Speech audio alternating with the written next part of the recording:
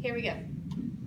So I'm just gonna read this. It says, okay, just a little venting here. First experience with a super ignorant doctor. Patient complaining about a cough now for 4 months and coughing at this time. Doctor asked me if I live with the patient. I said no while signing SimCom, and then asked rudely by the doctor, then how do you know she coughs a lot?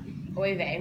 Then doctor, couldn't really know if she was saying Dr. Rudely, but we'll just go. Then Dr. Rudely says, then go to another doctor or UCLA or something, please. You guys don't seem to understand what I said. Then the deaf consumer is insulted and yells that they did understand. Glad that ended early. Thoughts? So most of the comments were kind of across the board. As of like last night, there was only like 17 comments because it's fairly new. Some were just laying into the doctor and like making fun of the doctor, actually. That's kind of like they don't really know how to use an interpreter. How did he or she even pass med school was even mentioned.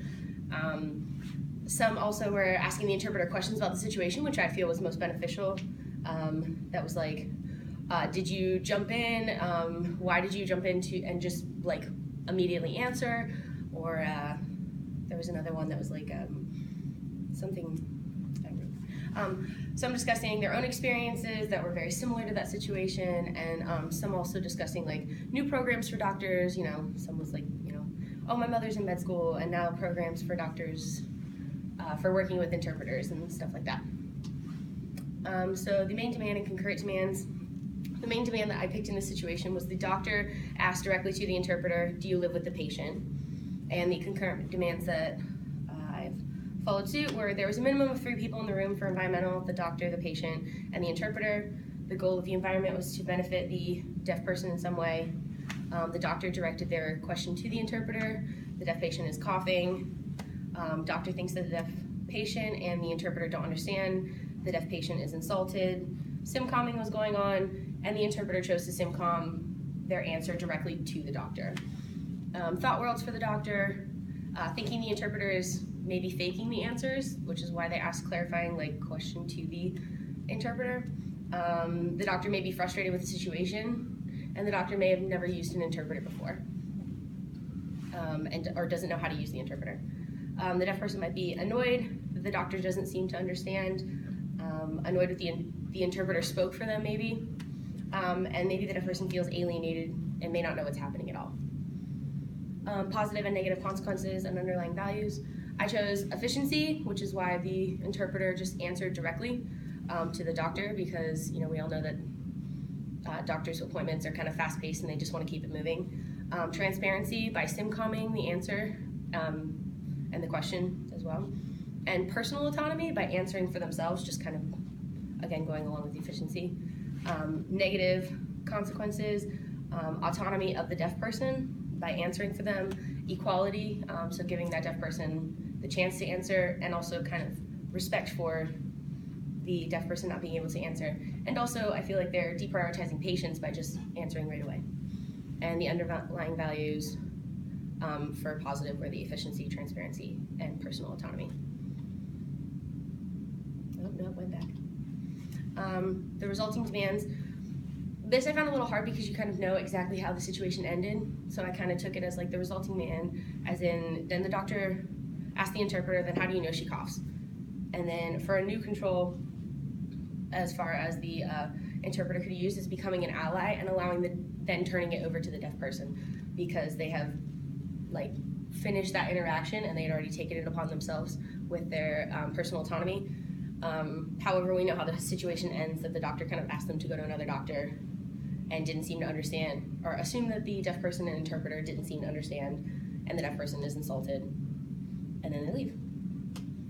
The CPC tenets I chose, I kind of broke it up into 2 kind of, because I found more that were actually against the interpreter than for the interpreter, but the one that I did found for the interpreter was 6.3, which is to promote conditions that are conducive to effective communication, informing parties involved if such conditions do not exist, and seek appropriate remedies.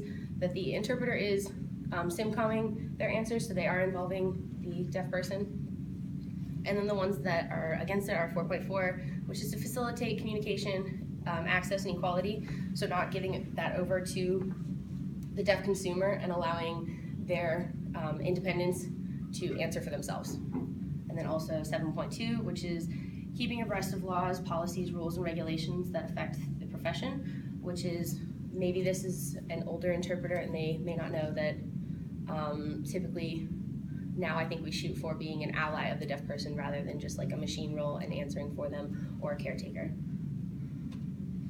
Discussion questions. Why do you think the interpreter did what she did? Fast pace and just being like, yeah. Because I even had this feeling yesterday when we were interpreting, and I was just like told Spencer, he like asked me questions, like yes, because sometimes I feel like you're kind of like, for a split second, you almost forget that you're being an ally, Oh yeah. and it kind of happens, especially when it's a question that you're like, no, I'm unlovable. And I feel like doctors' offices are often like, answer question, answer question. Go. Since the doctor asked the interpreter directly, my first instinct would be like, oh, they're talking to me, I'm gonna answer the question. My second thought would be like, I need to interpret this rather than answer. So like, if they're a newer interpreter, maybe they're still like getting used to that, like, it's being directly asked to me. Oh yeah. We're not supposed to answer. I remembered like one of the comments I was trying to think of earlier is somebody asked if they spoke in third person or first person, saying that like, oh, she coughs a lot. Like asking if did you say that I've been coughing for the past 4 months, or did you say she's been coughing for the past 4 months? So it's like if you're in that mindset of like third person and then they ask a question directly towards you, you might just answer. Anybody else? What are the ethical ramifications of the interpreter's decisions?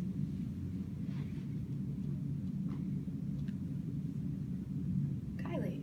The doctor doesn't want to work cooperatively with interpreters in the future because they've got this jaded view now.